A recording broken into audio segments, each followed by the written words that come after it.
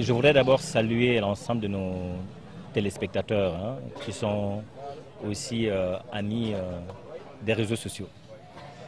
Pour dire que la rencontre d'aujourd'hui se tient déjà au siège du Parti social-démocrate africain, ici à Kinzamougou.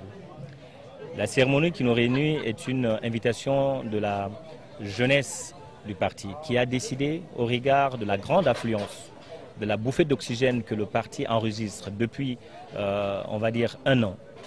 Cette jeunesse a décidé de s'organiser et de se constituer en bureau politique national des jeunes du parti PSDA.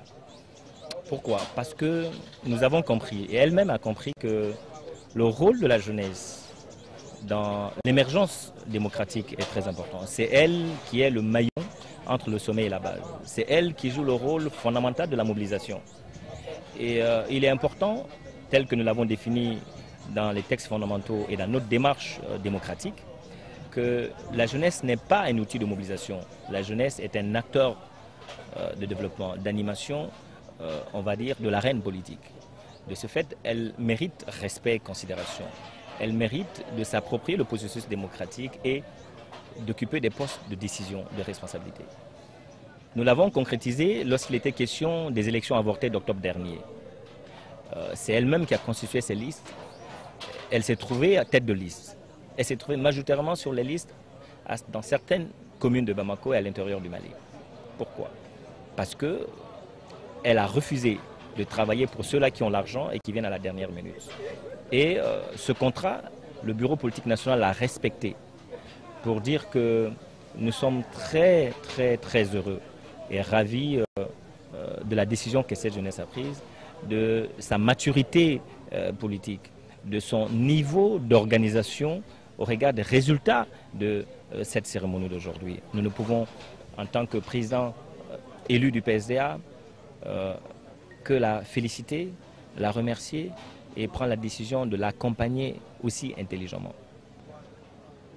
Nous avons aussi compris avec la jeunesse que notre pays a traversé une crise. Elle sort la tête de l'eau.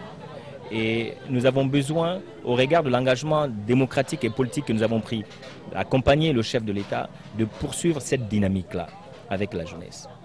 Et donc pour nous, c'est aussi agir utilement, c'est aussi être proche des Maliens, c'est les entendre, donc les écouter. C'est aussi partager avec elles les préoccupations qui sont les leurs, donc les nôtres. Et ensemble, voir comment résoudre les problèmes, donc les préoccupations de nos populations. Nous avons travaillé pour que cette jeunesse soit à ce niveau de maturité et de responsabilité. Qu'elle ne soit pas à la traîne. Et elle est aussi conseillère du président Ismaël Sako, président du PSD. Alors, est-ce qu'avec cette jeunesse, vous avez abordé aujourd'hui des questions spécifiques, par exemple? Avec cette jeunesse, nous avons lancé un appel de responsabilité ou de responsabilisation de cette jeunesse, d'engagement citoyen de cette jeunesse, de forte capacité d'écoute. Et nous l'avons demandé, suite aux engagements pris aux dernières élections, de travailler davantage pour que nous ayons plus d'élus, plus de comités créés, plus de proximité, plus de terrain avec elle, et d'être dans l'esprit de maillage avec la majorité présidentielle à laquelle nous appartenons, et de comprendre que nous avons une idéologie politique, de travailler aussi dans le sens de se retrouver avec les partis qui ont la même obédience politique et démocratique que nous. Et ce message-là, elle a répondu favorablement à cela. Alors, est-ce qu'il y a été question d'emploi, par exemple, qui constitue aujourd'hui une des préoccupations de la jeunesse?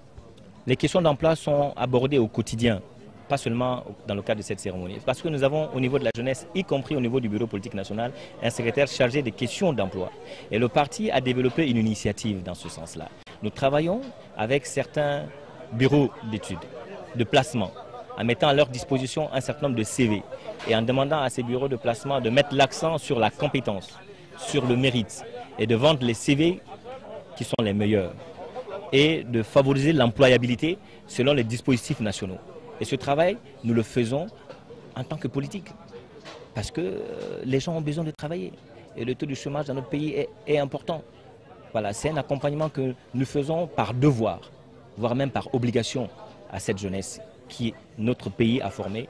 Nous leur devons cela.